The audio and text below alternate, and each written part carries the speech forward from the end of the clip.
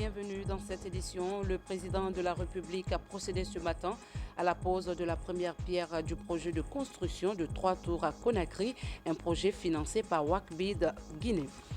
Santé, l'hypertension, un mal silencieux qui préoccupe les spécialistes de la santé. Selon les enquêtes menées, cette maladie constitue la première cause d'hospitalisation au CHU de Donka. Dans la sous-préfecture de Nora-Soba se trouve la mare de Noradala. La présence de cette mare constitue un symbole historique pour les habitants de la localité. Mesdames et messieurs, bonsoir et bienvenue dans cette édition. Le Salon international de l'habitat et de la construction se tiendra du 18 au 22 mai prochain à Conakry. Plus de 150 exposants nationaux et étrangers sont entendus. De nombreux secteurs d'activité sont prévus. Réel reflet de l'environnement proposé par ASEX Expansion qui bénéficie du soutien du ministère de tutelle. Ça, Martin Francinadono, reportage. Une première édition qui va offrir aux participants des opportunités d'échange d'expertise et de savoir-faire. En Guinée, l'initiative suscite assez d'engouement chez les promoteurs immobiliers.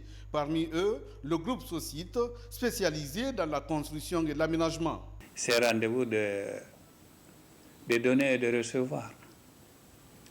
Et que toutes les entreprises qui vont venir participer à ce salon, comme je l'ai dit, que les Guinéens, nous, les entreprises dans le BTP, que nous apprenons encore sur les évolutions des autres. L'entreprise Sokadi Construction évolue aussi sur le terrain. Elle a enclenché plusieurs chantiers de construction et de rénovation. En tant que société nationale, son directeur général pense que ce salon permettra de vendre les potentialités d'investissement de la Guinée et d'apprendre beaucoup des autres. Ce qu'on attend, c'est plus d'organisation. Il n'y a aucun pays au monde qui est construit par ses propres enfants. Ça n'existe pas. Nous avons besoin de l'étranger. Et les hommes d'affaires en Guinée, les entreprises de construction le savent. Nous sommes conscients qu'on a besoin et de l'expertise étrangère et de leur force en mobilisation financière, etc. Organiser un salon de l'habitat et de la construction est une très bonne œuvre. Ça permettra à nous tous, techniciens évoluant dans ce cadre, que ce soit du côté privé ou du côté public, pour qu'on puisse harmoniser nos façons de faire pour le bien-être de la population, pour le bon à vivre dans notre pays, la Guinée. Ces salons, avec ces panels de formation, sera une école pour les professionnels de BTP et les autres acteurs de l'immobilier, en ce sens qu'il leur permettra de discuter des mécanismes de réactualisation des schémas directeurs régionaux et nationaux du pays. Et puis, le président de la République, Prosa Alpha Condé, a procédé ce mardi à la pose de la première pierre de la cité WACBID Guinée à Kaloum. Les travaux prendront 36 mois. Nous y reviendrons avec nos confrères du bureau de la presse de la République. Le Premier ministre, chef du gouvernement, a échangé ce matin avec le président de la Banque africaine de développement après avoir passé en revue toutes les questions liées au développement de la Guinée. Akinwumi Adesina dégage une forte ambition d'accompagner le gouvernement guinéen dans la réalisation des projets et l'ouverture très prochaine d'un bureau de la BAD en Guinée. Parmi l'ouverture de plusieurs chantiers de réhabilitation du réseau routier par le chef de l'État figure le bitumage de la voirie urbaine de Sigiri. Il y a lieu de signaler que les travaux vont bon train. Sur 17 km à réaliser, 3 km sont entièrement achevés. Ansoumani Toumani Kamara nous confirme l'information. À Sigiri Centre, plus de 17 km sont concernés par le projet de bitumage des lignes dégradées de la voirie urbaine. Dans ces travaux, 3,5 km ont été entièrement réalisés entre avril et juin 2015 sur financement de l'entreprise contractuelle Guiter SA. Aujourd'hui, ces travaux sont réalisés à 20%. Et dans un premier temps, nous avons, comme on appelle ça, attaqué les lignes qui étaient principales. Et donc on a eu à bitumer 3,5 km et on a fait aussi, n'est-ce pas, le traitement en pointe à temps avec l'enrobé sur tout le linéaire. Bien que non prévu dans le contrat, l'entreprise, sur la demande des populations, a réalisé des ouvrages de franchissement dans le quartier des affaires à Sigiri. C'est bon, ce moment-là, c'est très bon par rapport qu'avant, quoi. Ça fait différent. Avant, c'était pas bon tellement, quoi. C'est très petit, bon, alors que bon, y a trop d'embouteillages aussi, quoi. Bon, il y avait des saletés, il y avait des tout. Bon, on ne peut pas rester ici presque 1 heure, 2 heures sans se lever, aller tourner un peu, revenir, quoi. Sans elle, bon, au moins, même si c'est l'esprit, quoi. 3,5 km sur plus de 17 km prévus, les populations de Sigiri attendent avec impatience le reste des travaux. Nous avions sollicité, à côté de 17, au nom de la population de Sigiri, demander au président de la République, qui constitue le père de la nation guinéenne, nous plaidons pour que ces 17 km-là soient transformés au bitumage de toute la ville de Sigiri. Déjà, les travaux achevés sur les 3 km ont amélioré la circulation routière et changé l'image de la cité aurifère au nord-est du pays. Ouverture de nouvelles sources d'eau potable en Haute-Guinée. L'aménagement de ces points d'eau permet de réduire les temps d'attente de remplissage. Un programme financé par le Fonds saoudien pour le développement à hauteur de 4 millions de dollars. Suivez la première étape de la remise dans la sous-préfecture de Sassando, dans Mandiana, avec notre reporter Mamadi Gassama. À la différence des forages à motricité humaine, c'est des bornes fontaines qui sont désormais installées dans les sous-préfectures de la Guinée. La borne fontaine de Sansando d'Amandiana est la 127e du genre sur les 200 points d'eau offerts par le chef de l'État. Après la phase d'installation, l'heure est à la remise des ouvrages aux populations bénéficiaires. L'opération est pilotée par le Service national d'aménagement des points d'eau. En saison sèche, nous avons du mal à nous en procurer de l'eau potable. Mais depuis l'installation de ces pompes solaires, nous avons de quoi se frotter les mains.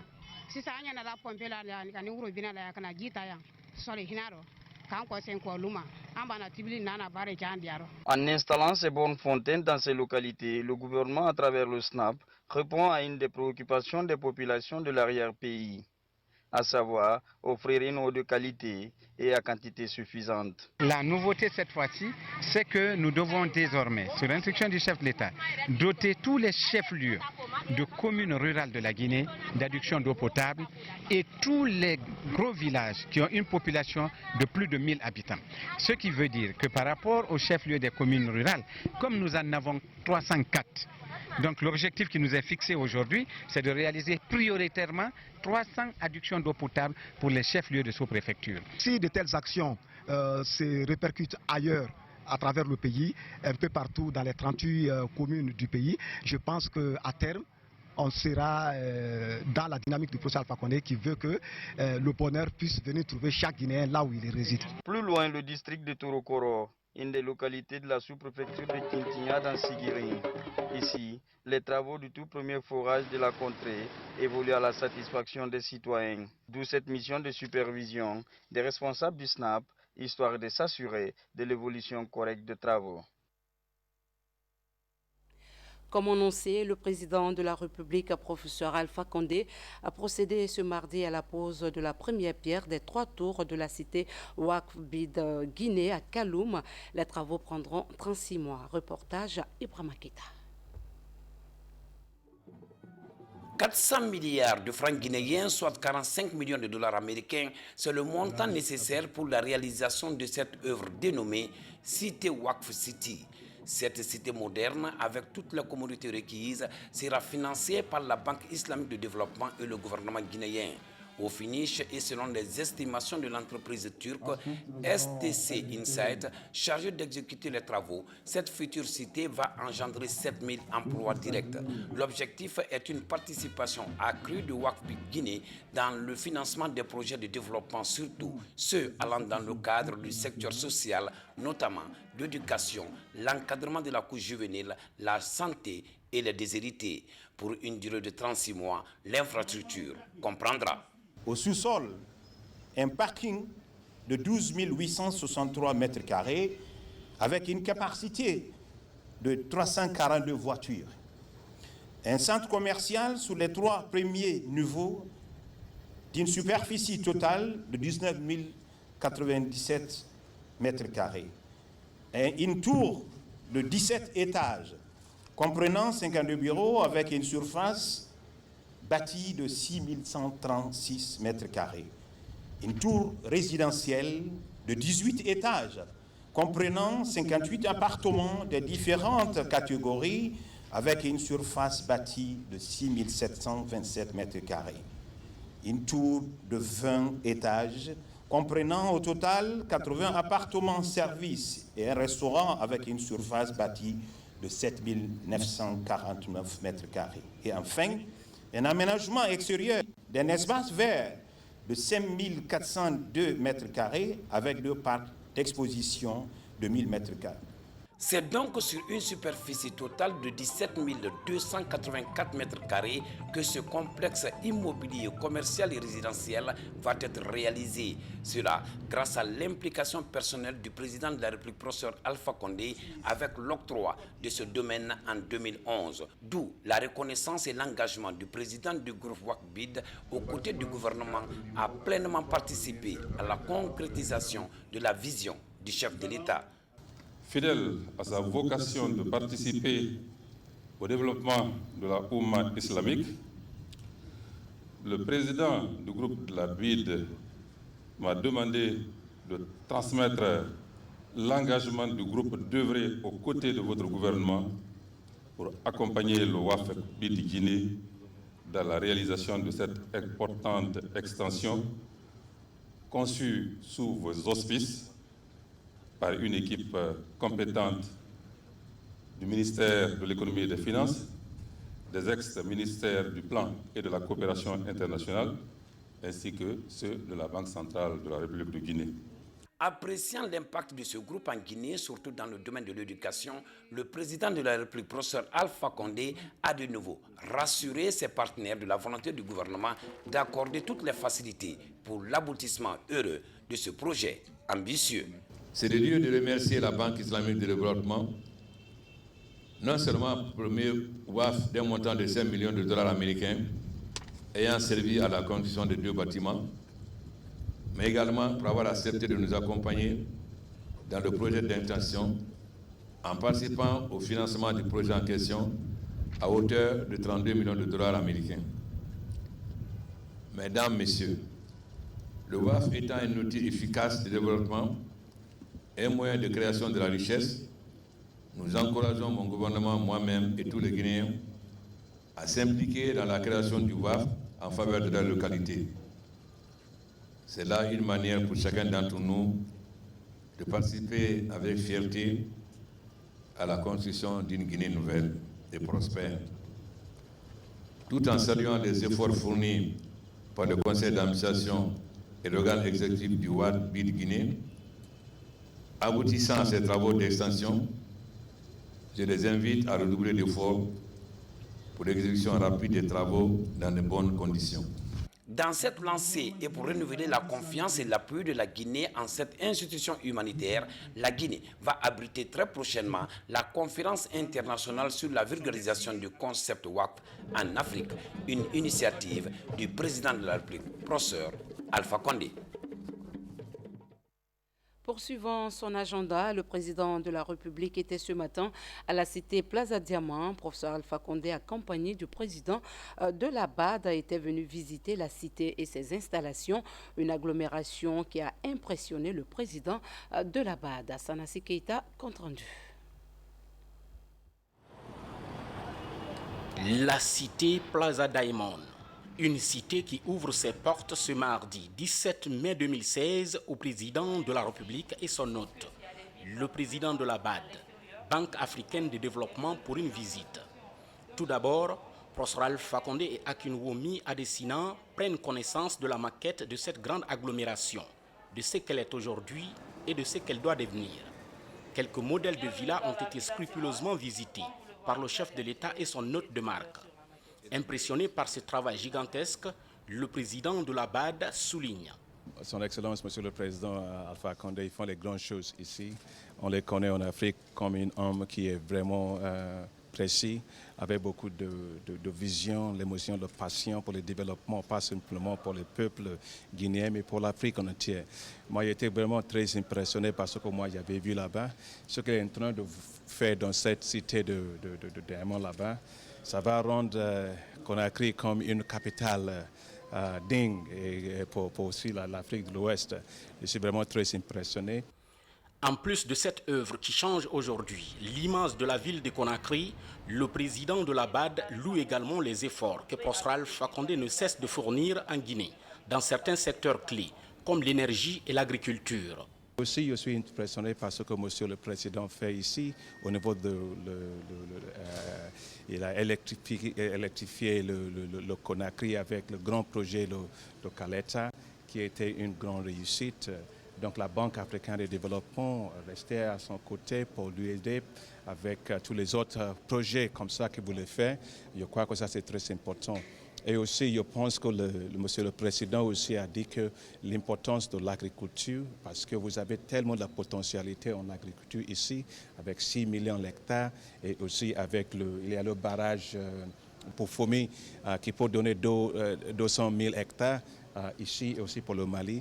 On était d'accord pour ça et on était d'accord aussi pour le soutien avec les ressources financières pour l'appui budgétaire. Nous avons déjà donné 15 millions de dollars pour ça. On va le faire aussi en plus l'année prochaine. Compte tenu de toutes ces réalisations et des projets engagés à travers le pays sous la conduite du président Alpha Condé, le patron de la BAD rassure. Je suis aussi là pour assurer, Monsieur le Président, que pour nous, d'ici cette année et l'année prochaine, on va augmenter notre niveau d'investissement ici de 850 millions de dollars avec plusieurs projets projets sur l'énergie, et projets sur l'agriculture, sur la création de l'emploi pour les jeunes et surtout aussi pour le renforcement de la capacité.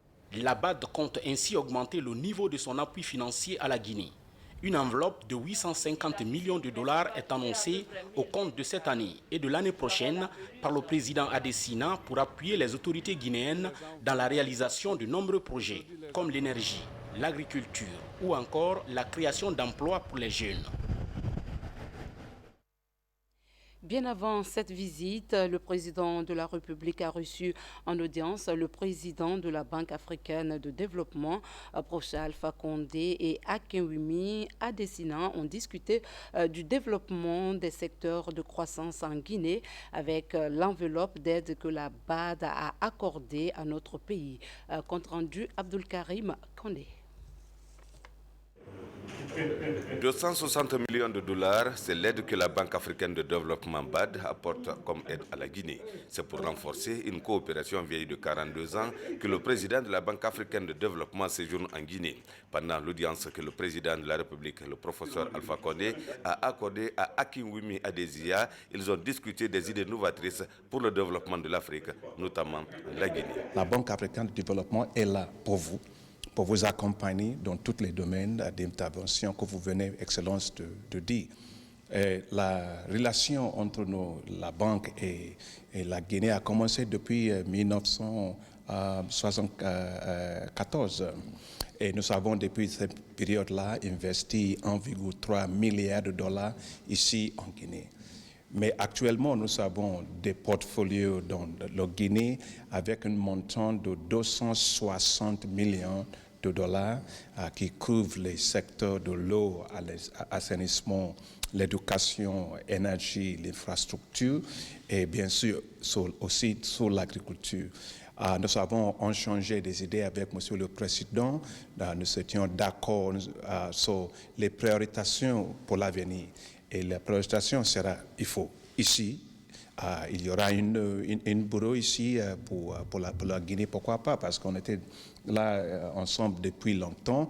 Donc ça c'est très très important. Deuxièmement, c'est le secteur énergie et aussi le secteur agricole pour pouvoir développer la capacité, déclencher quand même la capacité de la Guinée pour pouvoir se nourrir et aussi nourrir l'Afrique. Le président de la Banque africaine de développement a félicité le chef de l'État pour sa nomination par ses homologues de l'Union africaine comme président chargé de l'énergie renouvelable en Afrique avant de présenter ses condoléances aux familles victimes de la fièvre hémorragique à virus Ebola. La République de Guinée et la Banque africaine de développement ont décidé de développer l'énergie et l'agro-industrie. Le président est venu avec des idées novatrices et restructurer la BAD, surtout mettre l'accent sur l'énergie et l'agro-industrie, ce qui est fondamental pour l'Afrique. Donc nous avons échangé sur l'ouverture d'un bureau ici et surtout d'accompagner la Guinée dans le domaine de l'énergie et de l'agro-industrie, mais aussi dans le renforcement de nos capacités. Donc l'édition s'est très bien passée et nous allons apporter tout notre soutien au président, puisque nos complémentaires, moi je suis chargé au niveau de l'Union africaine de pousser pour l'énergie renouvelable et autres, et lui pour la mise en application. Il a aussi développé l'idée qu'il faut mixer, c'est-à-dire c'est bien les renouvelables, mais dans un premier temps, pour que l'Afrique puisse avoir accès vite à l'énergie, qu'on pense aussi au charbon. Il y a une technologie qui est utilisée aujourd'hui au Japon qui peut permettre que le charbon, puisque la crainte c'est que le charbon pollue beaucoup, mais si cette nouvelle technologie permet d'avoir une énergie propre, donc je vais appuyer, mais j'attends quand même qu'il m'explique bien cette technologie avant de m'engager. Il est ressorti de la rencontre du président de la République, le professeur Alpha Condé, avec le président de la Banque africaine de développement, que le développement de l'Afrique passe par l'énergie et l'agriculture. Et puis, ce communiqué émanant de la présidence de la République, contrairement à certaines informations fantaisistes, la présidence de la République confirme que la maison des jeunes de Taouya reste la maison des jeunes de Taouya et le gouvernement envisage de faire des travaux pour améliorer l'utilisation de cette maison par les jeunes de Taouya, signé la présidence de la République. À la page santé, parlons du mal silencieux. L'hypertension artérielle touche des milliers de personnes en Guinée. En revanche, des facteurs comme l'âge, l'hérédité, le tabagisme, entre autres, favorisent son apparition. Elle est l'une des causes principales d'hospitalisation à l'hôpital national de Ignace Dine. Peut-on prévenir l'hypertension? Quelles mesures faudrait-il prendre? Les réponses à ces questions avec Rose Potou. Chaque jour, une personne sur 8 meurt d'hypertension artérielle, soit 8 millions de décès dans le monde. En Guinée, la maladie est considérée comme la première cause d'hospitalisation à l'hôpital CHU Ignace Dine. Ces chiffres sont publiés à l'occasion de la Journée mondiale de lutte contre l'hypertension artérielle. La situation devient préoccupante. J'ai commencé une campagne et il faut que les journalistes m'accompagnent. On mange mal. L'huile rouge, palme, on met un produit dedans pour rendre plus rouge. Et vous voyez aujourd'hui le nombre de diabète, le nombre d'AVC. Bon, je prends le cas Korka en pleine réunion, le général, paf, AVC. Le général, il fait le sport, AVC. Il y en a combien? Parce qu'on mange mal. Cette pathologie constitue l'un des facteurs de risque des accidents vasculaires cérébraux. Les causes de l'hypertension artérielle sont liées surtout à l'abus du sel, de l'alcool et du tabac. Vous savez, le plus souvent, quand on dit qu'il faut une alimentation saine et équilibrée, les gens, ce n'est pas une question parce que vous avez l'argent. Non, vous pouvez avoir de l'argent et puis manger très mal. Donc, il y a des éléments qu'il faut manger de façon très simple. Et si on mange ces éléments, réellement dit, on peut faire la prévention de l'hypertension artérielle. On demande aux gens de consommer beaucoup plus de légumes et de fruits, et de diminuer la consommation, par exemple, du sel. Parce que vous savez, quand on dit qu'il faut mettre dans la sauce beaucoup de légumes et peu de sel, les gens ne comprennent pas le sens. Parce que beaucoup de légumes, c'est que ça contient du potassium. Et le potassium, quand c'est nombreux dans l'alimentation, ça casse l'effet néfaste du sodium, qui est un tueur silencieux. L'obésité est aussi l'un des facteurs qui déclenche la maladie. Pour lutter contre cette pathologie, les cardiologues recommandent la pratique d'exercices physiques. Regardez la situation même en ville. les gens, même c'est pour se déplacer pour 100 mètres, 200 mètres, ils préfèrent prendre leur voiture, rester dans l'embouteillage. Pourtant, c'est une toute petite ville. Donc, il faut que les gens acceptent de bouger. C'est-à-dire, plus vous bougez, vous dépensez les calories, vous permettez une très bonne circulation du sang dans votre organisme. Cela pourrait permettre ici de réduire même le risque de survenue des maladies cardiovasculaires. Je faisais la prière de 20 heures. J'ai eu des vertiges. Dieu merci, dans sa famille. Alors, on m'a pris directement, nuitamment, on m'a envoyé à Matou. Quand il y a une crise, non seulement maintenant il y a l'hypertension, il y a aussi le diabète. Les médecins, surtout faire des exercices physiques. Selon l'Organisation mondiale de la santé, près de 150 millions de personnes pourraient être hypertendues d'ici 2025. Pour éviter d'être la prochaine victime, un seul conseil, suivre les instructions des médecins et surtout procéder à sa consultation pour connaître sa tension artérielle. Nous revenons sur ce communiqué de la présidence de la République. Contrairement à certaines informations fantaisistes, la présidence de la République confirme que la maison des jeunes de Taouya reste la maison des jeunes à la disposition des jeunes de Taouya. Le gouvernement envisage de faire des travaux pour améliorer l'utilisation de cette maison par les jeunes de Taouya. Signé la présidence de la République. Cet autre communiqué de l'Association des greffiers de Guinée, l'Association des greffiers de Guinée informe l'ensemble des greffiers et secrétaires de greffe, les acteurs du secteur judiciaire et la population guinéenne qu'à l'issue de l'Assemblée générale extraordinaire tenue en ce jour, 17 mai 2016, a décidé de la suspension pour 2 mois de la grève générale et illimitée des greffiers déclenchée depuis le 9 mai 2016 sur toute l'étendue du territoire national. À cet effet, le bureau de l'AGG et le comité de suivi et de négociation sont chargés de poursuivre les négociations avec les autorités concernées. Nous comptons sur la bonne compréhension de tous les greffiers de Guinée, a signé le président de l'association Bandiou Doumbouya. Les déchets industriels de l'usine de ciment de Guinée n'étant pas conformes aux normes en vigueur, a amené la ministre de l'Environnement à sa fermeture. La santé de la population et la préservation de l'environnement passent avant l'industrialisation. La ministre revient sur sa décision. L'usine vient d'installer 2 nouveaux compresseurs pour réduire les émissions de poussière. Younoussa Tawel Kamara, reportage. Depuis longtemps, les populations riveraines de la cimenterie respirent la poussière générée par l'usine ciment de Guinée, ce qui a poussé la ministre de l'Environnement à fermer les locaux en vue de sauvegarder la santé des citoyens. Pour la réouverture de l'usine, plusieurs mesures sont mises en place par la direction de l'entreprise. Il s'agit de l'installation de 2 compresseurs pour éviter la dispersion de la poussière, mais également la mise en place d'une équipe pour le suivi des mesures de protection. J'avais fermé la cimenterie parce que les recommandations n'ont pas été prises en compte lors de ma première visite en février. Mais la conditionnalité était que, parce que le directeur m'a dit que les pièces sont déjà à Conakry. J'ai posé la question, si effectivement les pièces sont au port, je ferme. Aujourd'hui, si les pièces sont délivrées demain, je reviendrai ouvrir. C'était la conclusion. Effectivement, j'ai fermé l'usine et je me suis rendu compte que dans la semaine, les pièces commandées étaient déjà au port. Nous sommes signataires de conventions avec beaucoup de sociétés qui se sont implantées chez nous. Et ces conventions respectent un certain nombre de dispositions réglementaires.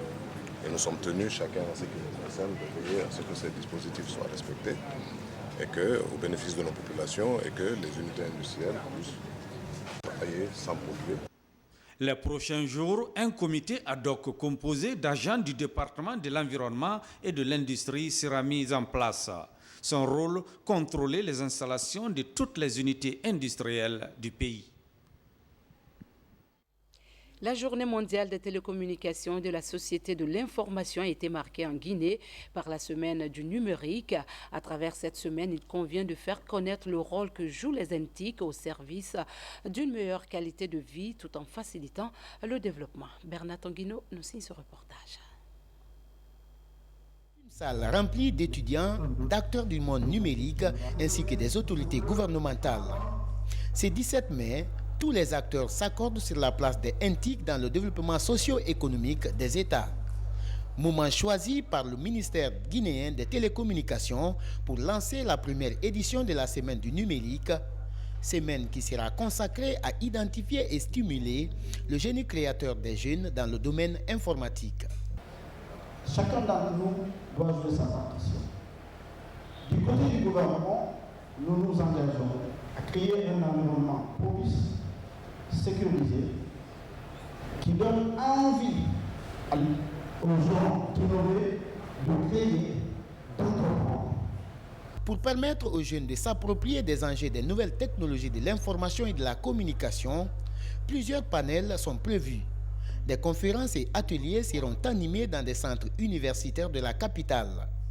Des compétitions entre développeurs d'applications sont annoncées. Les meilleures plateformes vont être sponsorisées par le gouvernement. Le gouvernement tient à ce que la Guinée, que les jeunes de Guinée puissent bénéficier demain de cette opportunité extraordinaire qu'offrent les nouvelles technologies. La célébration des télécommunications en Guinée est perçue comme le rendez-vous des acteurs de l'écosystème informatique. Rendez-vous autour des technologies de l'information et de la communication, considérées comme vecteurs de développement de l'économie numérique. Des technologies qui devraient surtout servir d'incubateurs pour des jeunes en quête d'emploi. Le réseau des caisses populaires d'épargne et de crédit de Guinée, Yetemali, vient d'organiser son assemblée générale annuelle.